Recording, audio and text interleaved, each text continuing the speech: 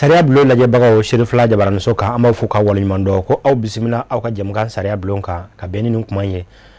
an minnu sigin bɛ k'aw lajɛ ni Ala sɔnna walawalali o bɛna don a la min bɛ kɛ sababu ye ne aw ana faamuyali sɔrɔ a kan bi babu ale bɛ sigi min kan o de ye dugukoloko ye an ka jamana kɔnɔ dugukoloko jango soko an ka jamana kɔnɔ baarakɛla dɔw bɛ yen nɔ mun ye agence ni entreprise immobilière ye olu ka cɛsiri bɛnnen don nin ko in ma an fana ye jigiyɔrɔ sɔrɔ u la bi k'a fɔ ni jɛmukan min an bolo ko sariya bulon maaw y'u ka tɔɔrɔ n'u ka degun yɛrɛ aw na ka sabu kɛ luwanse ko tɛmɛsiraw ye sojuru bɛ yɛlɛ maaw la ani sarali ka kan wajibi don mais ko ka taa so lajɛ ka e bɛ ka so ɲini ka taa so lajɛ maa bɛ bila ɲɛ ka taa so jira i la i y'a ta o i m'a ta o so taara sɔrɔ a ma sɔrɔ o k'i ka frais d'agence sara est-ce que o ni kɛli ka kan wa o kɔfɛ sotigiw bɛ dɔ fara so wari kan ni dɔ bɛ fara so wari kan mun ni mun kan ka kɛ sariya yɛrɛ hukumu kɔnɔna na an bɛna o dɔn nin kɛnɛ in kan min ye an ka place publique ye an ko espace publique ni o ye an ka fiɲɛminɛ yɔrɔw ye walima ɲɛnajɛkɛ yɔrɔw an ka kinkɔnɔnaw na o caman bɛ jɔ kɛlɛ bɛ bɔ a dɔw la lakanabagaw yɛrɛ bɛ ta walasa ka so dɔw jɔ mun bɛ na ni o ye an ka kɛ jumɛn bɔ na an jɔyɔrɔ jumɛn b'o la walasa k'o kɛlɛ ninnu dafaga an kan k'an ɲɛsin mun ma babu bɛna sigi nin ka bi an n'an ka maa welelen monsieur Mamadou Cɛkura Danbele responsable technique et administratif de l'entreprise de gestion immobilière et foncière du Mali an n'ale bɛ ɲɔgɔn fɛ hakilina ni ale sigi bɛ nin kan le thème du jour gestion de l'immobilier au Mali que doit-on savoir an kan ka mun dɔn nin ko in na o la maa welelen monsieur Mamadou Cɛkura Danbele ale bɛna walawalali don nin na walasa ne ni aw an ka bɔ kunpan na ka dɔ bi sigi tɛmɛnen kɔfɛ ne ni aw kɛnɛlankolon min anw kɛrɛfɛ an kan ka mun ni mun kɛ walasa k'o dɔn babu a bɛna sigi nin kan walasa an ka faamuyali caman sɔrɔ a kɔnɔna na an bɛ don a kɔnɔ inshallah.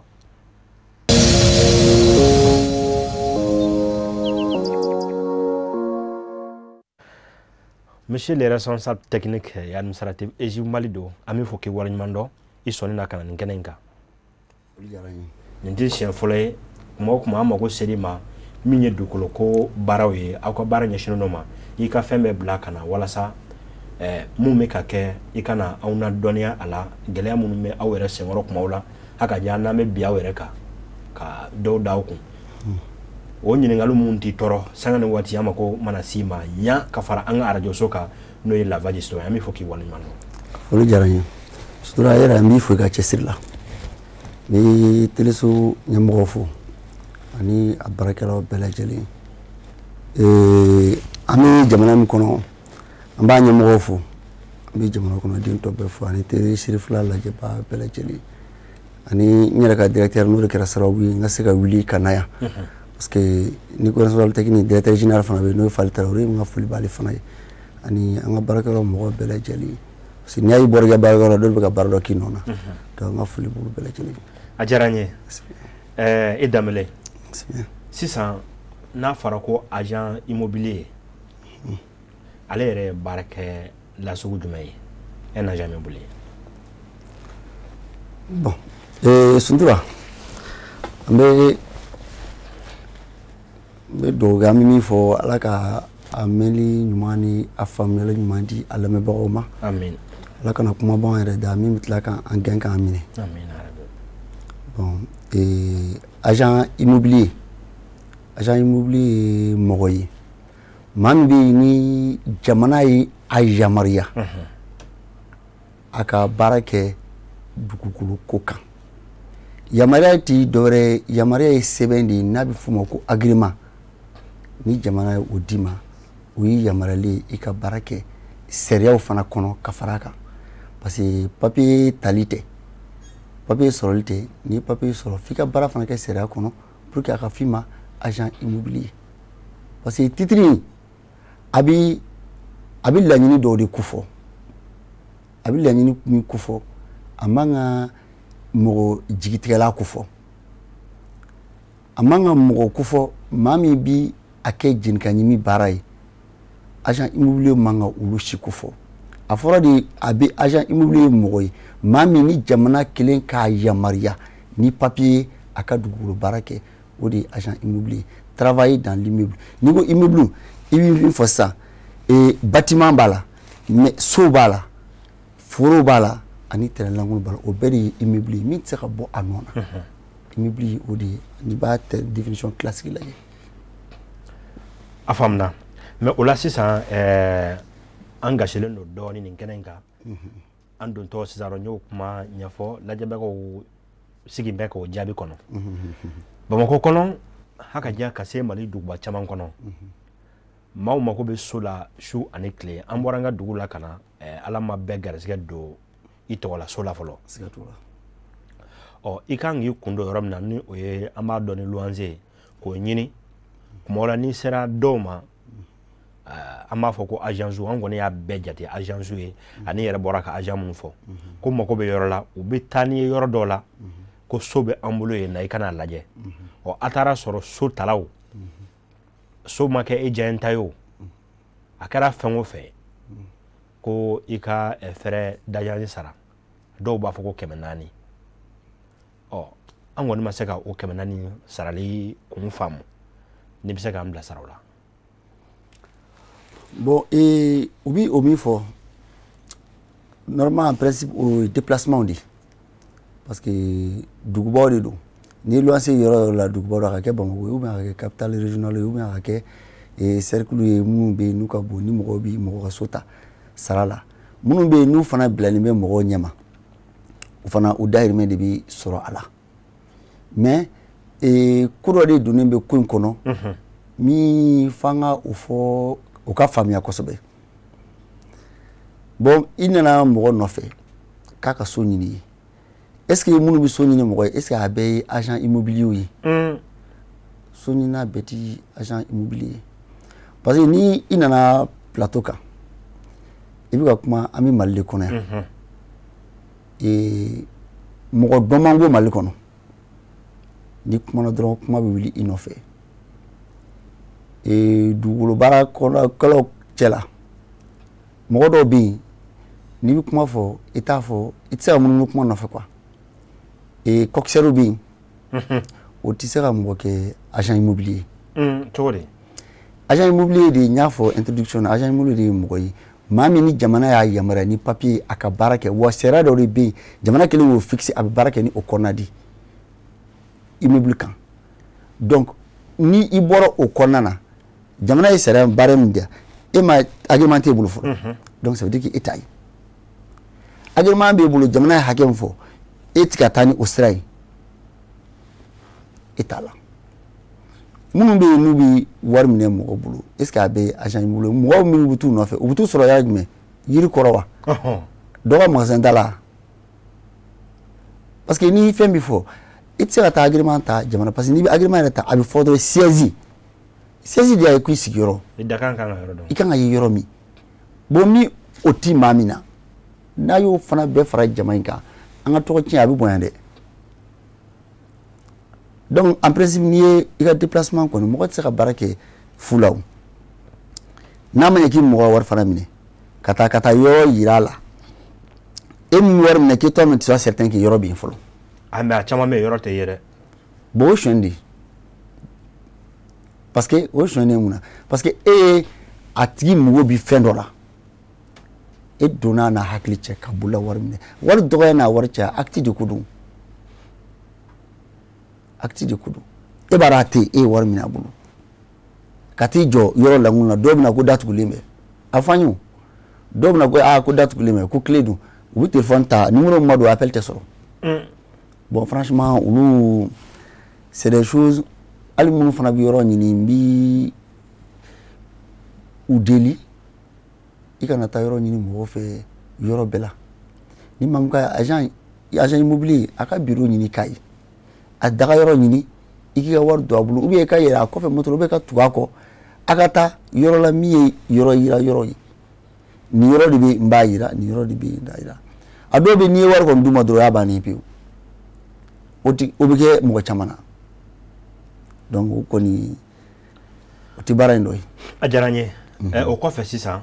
ɲininkali caman b'an bolo nka an ka waati in b'a la ka taa an b'a fɛ o prepare la ka di o ka amun ye agence barakelaw ye an n'a sɔrɔ entreprise do agence immobilière ni entreprise immobilière baaraw ta forme sɔn ka kɛ kelen ɔ ko dɔ farala so wari kan maa caman b'a fɔ ten ko a labɛn kalo wɛrɛ an bɛna dɔ fara so wari kan so bɛ a agence mun bolo aw ka bɛnbɛn bɛ don wa walima sotigiw yɛrɛ ka kotigiya yira de don a labɛn kalo wɛrɛ bɛ dɔ fara yɔrɔ kan baara wɛrɛ foyi ma k'a la a dɔw la baara wɛrɛ foyi ma k'a la so tun bɛ cogo kelen min na a bɛɛ ten mɛ ko dɔ bɛ fara so wari kan mun bɛ na ni o ye a agence tigiw kɛrɛnkɛrɛnnen na ko b'a fɔ ko diɲɛ gɛlɛyara quoi dɔ farala malo wari kan malo wari kan donc o bɛ bɔ luwansew kunna bon yɔrɔ baara in filɛ nin ni fɛn kɛbaga cayara a kɛcogo bɛ caya quoi min ye sariya kɔnɔna ye caman bi baara kɛ n'a nin dungɔ de ye normalement agent immobilier ne yɛrɛ b'a mɛn dɔw da ko n'u ye agence mɔgɔ ye k'u jaabi tigɛ bon ni n'o kuma mɛn dɔrɔn ne yɛrɛ bɛ tɔɔrɔ de a bɛ donni kunna i da de ni agence mɔgɔ ye dɔrɔn donni bɛ kunna i da n'o kuma mɛn ne bɛ tɔɔrɔ sutura ni so ɲinina ou bien loyer n'a ye agent immobilier de ye a kan ka k'a bolo i n'a fɔ ni banabaatɔ ye dɔgɔtɔrɔ natɔ ye o ka di dɔ banabaatɔ ye dɛ mais aw ta normalement n'i ye agent immobilier a kan ka kɛ ten parce que mɔgɔ de natɔ filɛ sisan n jigisigi kuma a bɛ n'o de fɔ n ye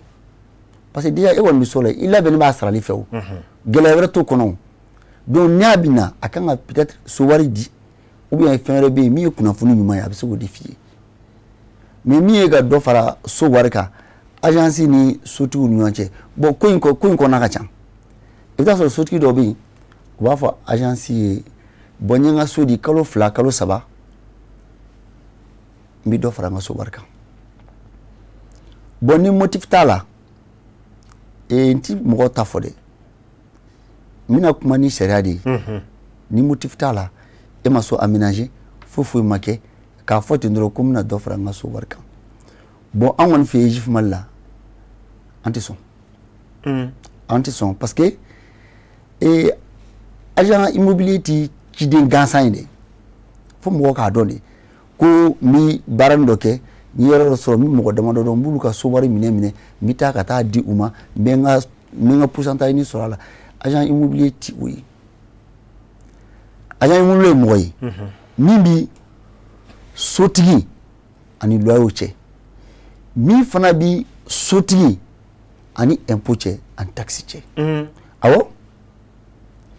an bɛ jamana de kɔnɔ n'i ka wari fɔri fɛn o fɛn bɛ yen n'i y'a minɛ a fɔ ko taxe foncière olu bɛ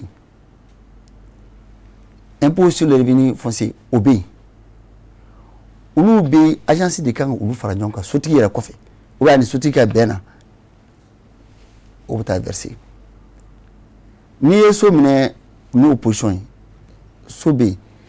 jamana ka hakɛ min ye i bɛ o bila mairie ka hakɛ loko ka hakɛ min ye o bilalen bɛ est ce que o sotigi bɛ se ka wuli dɔrɔn ka na e ma ko n bɛ dɔ fara dɔ kan parce que a b'a dɔn ko sariya dɔ de bɛ yen a b'a dɔn n'a ye nin fɔ sisan e bɛ dɔ fara i ka fɛn kan dɔ fana fara impôt kan parce que action bɛ calculer de o n'i y'a dɔn motif t'a la i b'i jɔ ne fana bɛ min ɲini an baara ɲɔgɔn fɛ ni agence minnu bolo c'est à dire que mɔgɔw ka n'u yɛrɛ bila facilité kɔnɔna na e de ye technicien ye e de b'a dɔn parce que e de y'a professionnel ye ni sotigi nana a y'a ka so jɔ c'est vrai mais k'a bɛ dɔ fara so kan motif t'e bolo k'a fɔ i ka client ye e minnu lase a ma franchement olu kan ka nɔgɔya i bɛ faamuyali i bɛ kuma a fɛ a bɛ faamuyali kɛ cogo min na pour que o ka yɔ sira la quoi sinon sariya de bɛ jamana kow la an bɛ jamana de kɔnɔ an tɛ wula kɔnɔ quoi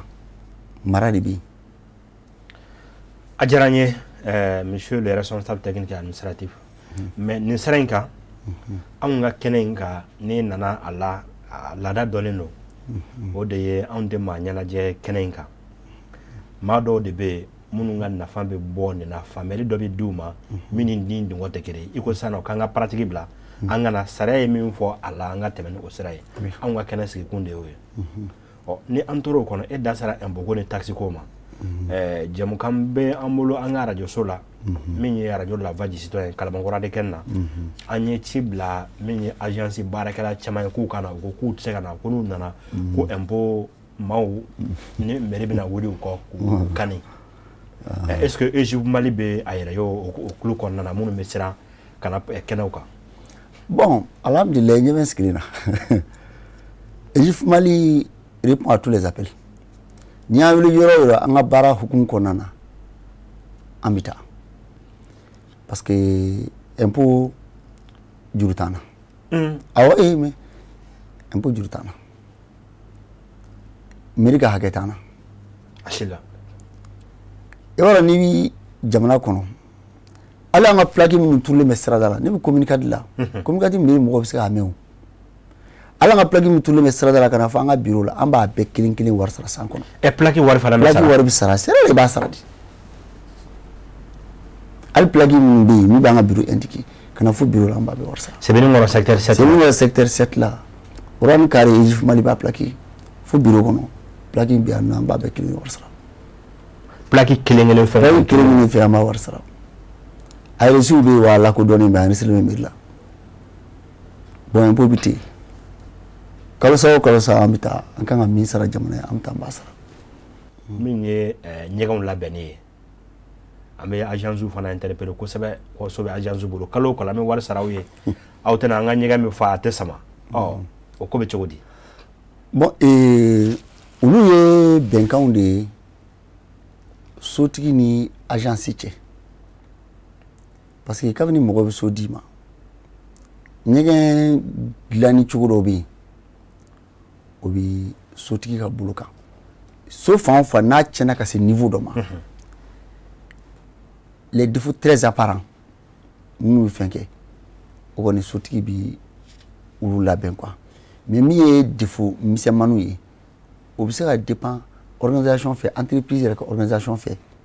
anan sotigi ka benkan anani loyo ka benka odiru sinon ka ko sotigi de kan nyegen sama bo tiens la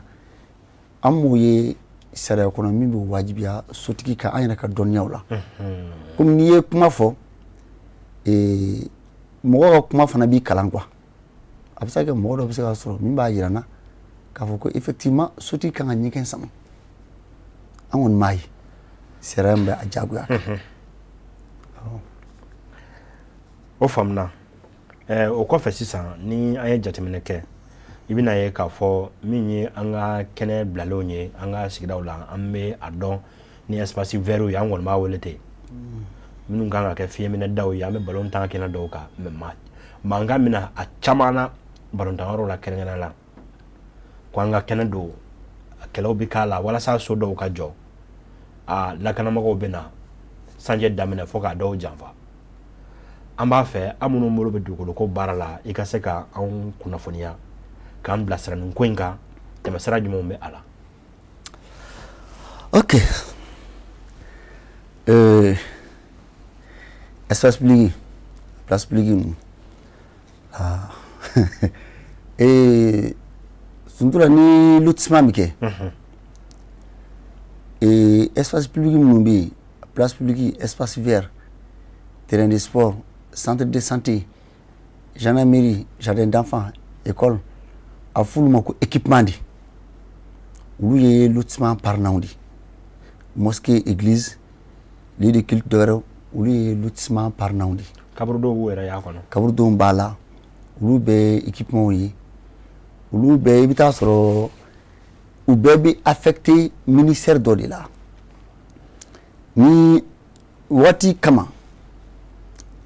ami jo sera kan yoro do la an tsa ka fɛnw bɛɛ fɔ yoro ni kelen mais kuma ba sarala n'a fɔra ko place publique i bɛ taa sɔrɔ école b'a la donc ni école b'a la o ye ministère de l'éducation de ka compétence kɔnɔna ye n'a fɔra EV espace vert olu ye environnement ka compétence kɔnɔna ye et n'a fɔra centre de santé o ministère de santé olu bɛɛ de bi équipement na i bɛ taa sɔrɔ ni o fɛn o fɛn kɛ o bɛ taa sɔrɔ olu de fait u b'a dɔn ko effectivement ni lotissement na ministère de santé b'a dɔn lotissement na dɔgɔtɔrɔso dɔ b'a kɔnɔna na donc n'an bɛna baara kɛ don min na par rapport à ça an bɛ se ka an ɲɛsin o ma mais comme fangaw caman décentralisé mɛ ka na mairie la sisan mairie mɔgɔw yɛrɛ bɛ se a dɔgɔtɔrɔso n'u ka occupation mais k'a kɛ dɔgɔtɔrɔso yɛrɛ ye o bɛ se a bɛ ɲini cogoya min na o équipement ninnu tali mairie bɛ session de kɛ normalement ni mairie ye session kɛ o session ko fana na an b'a ɲini an balimaw fɛ minnu bɛ sigidaw la u ka to ka taa mairie ka session kɛyɔrɔ la parce que n'i bɛ taa mairie ka session kɛyɔrɔ la fɛn min bɛ yen n'a bɛ kɛ min bɛ e yɛrɛ concerné i b'a dɔn bon n'i ma taa mairie ka session na décision caman bɛ ta yen de donc n'a décision taara ni aw balila k'a ye mɔgɔ bɛ ka baara kɛ kɛnɛw kan i bɛ taa sɔrɔ dɔw wuli kabakuru fili a kuma bɛ caya a bɛ kɛ kɛlɛ ye a dɔw bɛ kɛ fanga la kuma la a dɔw bɛ dan sira la a bɛ mɔgɔ tɛ taa session kɛyɔrɔ la mais min bɛ kɛ a cogoya ɲuman na ne bɛ ka logique de f'i dɛ n m'a fɔ minnu bɛ kɛ n'a mankan bɛ k'a la n m'a fɔ n k'a bɛɛ bɛ kɛ ten de normalement maire bɛ demande de kɛ au niveau du gouverneur ou bien préfecture là ou bien sous-préfecture là au service tutelle à l'administration tutelle donc ka demander mise à la disposition kɛ a kɛnɛ in n'a kɛra kɛnɛ fɛn o fɛn ye o la n'u ye mise à la disposition sɔrɔ sisan session na u bɛ a ɲɛfɔ kɛnɛ in bɛ yen n'a ɲɛ b'a la yen fɛ tan ni mɔgɔ bɛ ka ballon ta a filɛ misiri ɲɛfɛ tan an y'a demander gouverneur ye a di an ma pour mise en disposition a mise en disposition na an bɛ fɛ ka a kɛ nin de caractère bɛ fɔ an bɛna caractère fɔ an b'a louer karisa ma 10 ans 3 ans 5 ans a bɛna nin de k'a la a bɛ nin de sara o bɛ don taxe o bɛ don an ka développement na normalement ni population informée na ten a ma kɛ affaire personnelle ye administration ye continuité de o ni e ye contrat sɔrɔ 10 ans dɔ ka kɛnɛ kan n'e ka 5 ans banna ni ma maa min na o tɛ profiter a n'i y'a sɔrɔ 20 ans mɔgɔ joli ka mandat bɛ tɛmɛ o la mais ni maire de ye panna o kunna n'a kɛra yɛrɛ kelenna ko ye o de bɛ na ni mankan ninnu ye sinon place équipement ninnu kɔni a bɛ dabɔ de généralement a fiɲɛ sama yɔrɔw a dɔgɔtɔrɔsow écolesow ale u caman de bɛ kɛ ten mais vocation bɛ se ka changer maire fɛ n'a y'a demander a ka administration tutelle fɛ mais a ka ɲɛfɔ session na mɔgɔw k'a ye k'a fɔ a bɛna kɛ nin de o mankan bɔ min. Monsieur Damele o kɔni anw kan kamana dɔɔni ka sabu kɛ jumɛn ye an bɛ misali ta Bakɔrɔbabugu kan o ye Bakɔrɔbabugu la bi an b'a ye n'an donna dɔafiyɛ kɔnɔ sɔgɔma i bɛ denmisɛnnin caman ye u bɛ feere la an ka ɲininkali bɛ bɔ a kan kuma dɔw la parce que n'an y'o fɛnw ye an kan ka kunnafoni ɲuman ta k'a di jamana kɔnɔdenw ma ɔ u bɛ mun fɔ an ɲɛna n'o bɛ se ka lakalita bɔ k'o de ye privé sara wari tɛ anw kunna quartier bɛɛ école publique kelen tɛ yen donc o kɔrɔ ye de i b'a sɔrɔ lotissement siraw kan ni gɛlɛyaw nana kɔnɔna na n'a ma bila.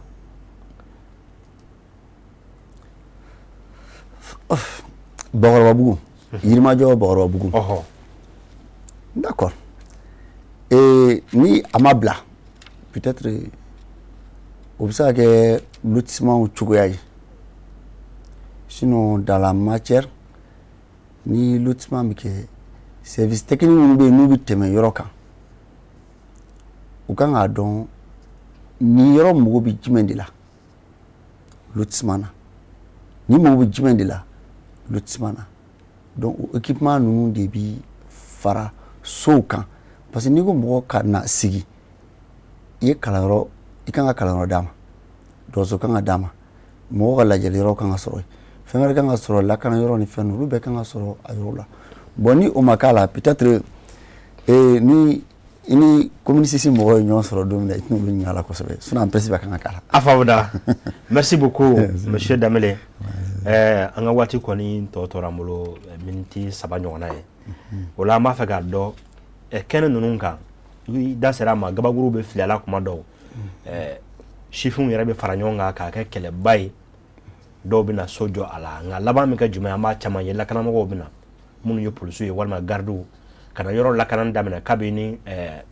subasuma dingɛ sen jɔ fo ka so yɛrɛ jɔli daminɛ ka caya maa min b'a fɛ ka bɔ o ko ninnu kalama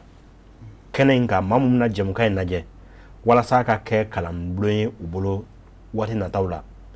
u bɛ se ka mun ni mun kɛ kabini kɛnɛlankolon bɛ yen sanni ka o kɛlɛw na u ka se ka sɛgɛsɛgɛ k'a lajɛ ka caractère dɔ ni yɔrɔ in ye mun kɛ yɔrɔ ye sanni balaw ka na an bɛ se ka tɛmɛ sira ɲuman fɛ k'a sɛgɛsɛgɛ k'o yɔrɔ in sugu dɔn. Bon ni lotissement kɛra mɔgɔ bɛ kɛnɛjɛ caman ye olu bɛɛ ti espace bilalen parce que i bɛ taa sɔrɔ lotissement kelen dɔ la mɔgɔ dɔ bɛ terrain tan b'a bolo a mago t'a la ka jɔ o kɛnɛlankolon yala terrain tan kɔni kɛnɛ o kɛnɛlankolon bɛ kɛ bon n'o kɛnɛlankolon kɛra yen o b'a sɔrɔ équipement tɛ foyi tɛ a t'i ka terrain yɛrɛ de n'a fɔ i b'i ka so kɔnɔ cogo a fana t'a ka terrain di a mago de t'a la fɔlɔ bon olu dɔw i bɛ taa sɔrɔ denmisɛnninw b'a kɛ balon ta yɔrɔ ye u b'a kɛ fɛn dɔ ye ka sɔrɔ u ma se mairie la ka ɲininkali kɛ kɛnɛ min filɛ nin ye n'an bɛ ka balon ta a kan jumɛn de don ko in a tiɲɛyɔrɔ ka ca koyi an yɛrɛ jogo f'an ka dɔw yɛlɛma de n'i ye kɛnɛ ye yanni i ka fɛn o fɛn k'a kan n'i b'a dɔn k'i bɛna to a kan a ɲɛɲini fɔlɔ n'i sera administration na n'i sera mairie la n'a plan ma sɔrɔ mairie bolo n'a m'i bila ka taa sous préfecture la a b'i bila ka taa préfecture la ou bien a b'i bila ka taa gouverneur la n'i taara i b'i plan ye ni technicien wele ka na ni kɛnɛ ye min ye u b'a ɲɛf'i ye kɛnɛjɛ bɛɛ ti espace vert ye i bɛ taa sɔrɔ dɔw bɛ occupants de mana joona donc o fili mɔgɔ caman sɔrɔ ni occupants mana n'u nana don min na mɔgɔw bɛ opposé k'an ka balontan yɔrɔ don an ka fiɲɛ minɛ yɔrɔ don mais i bɛ taa sɔrɔ ale fana ta y'a ka siso di o dɔw la i bɛ se k'a ye komi déjà ale ta ye a ka fɛn ye an ti yɛrɛma bila la an bɛ sariya jamana de kɔnɔ n'a fana wulila ka se fanga tigilamɔgɔ ma o bɛ se ka mɔgɔ d'a ma min b'a ka baarakɛlaw lakana a n'a ka baara kelen k'a lakana o bɛ se ka kɛ o ɲɔgɔnnaw de ye mais mɔgɔ caman b'a ye dɔrɔn ko waritigi dɔ nana dɔrɔn ka bin mɔgɔ kan mais ni mɔgɔ ye ko ɲɛɲini a bɛɛ ti waritigi ye ka bin mɔgɔ kan koyi e yɛrɛ min bɛ sigida min na i ka ko ɲini k'a dɔn fɔlɔ bani e bɛ sigida min na espace vert joli place publique joli de bɛ yen o la n'i y'o dɔn i bɛ sɔn ka wuli place publique ko mankan na espace vert joli de bɛ yen n'i y'o dɔn i bɛ sɔn ka wuli o kuma la kɛnɛji caman bɛ yen a bɛɛ ti gouvernement ta a bɛɛ a caman ye particulier de ta ye fo mɔgɔw k'o de dɔn kɛnɛ kow la yan'u ka mankanw kɛ n'u sera ka wuli ka se administration la k'a ɲɛɲini k'a dɔn o de ka fisa kosɛbɛ jamana in bɛ yɔrɔ min na mankan nege tɛ maa si la. a diyara n ye monsieur les responsables techniques nin kɛnɛ in ka waati banna an bolo sisan pewu ladilikan la k'a ɲɛsin jamana kɔnɔdenw ma hakaja k'a ɲɛsin jamana marabagaw yɛrɛ ma minnu ka baara bɛ ɲɛsin dugukolo ko ma. bon ni an bɛna segin kuma kɔrɔlenw de kan toujours k'a fɔ dugukolo baara ma dabɔ namara kama parce que n'i ye ko dugukolo ko dɔrɔn bi sisan n'a fɔra i ye dugukolo baarakɛ dɔrɔn ko namaratɔ filɛ tiɲɛna dugukolo baara ma dabɔ namara kama n'a sɔrɔ a daminɛ namara kama jamana bi a baara yɔrɔ bɛɛ datugu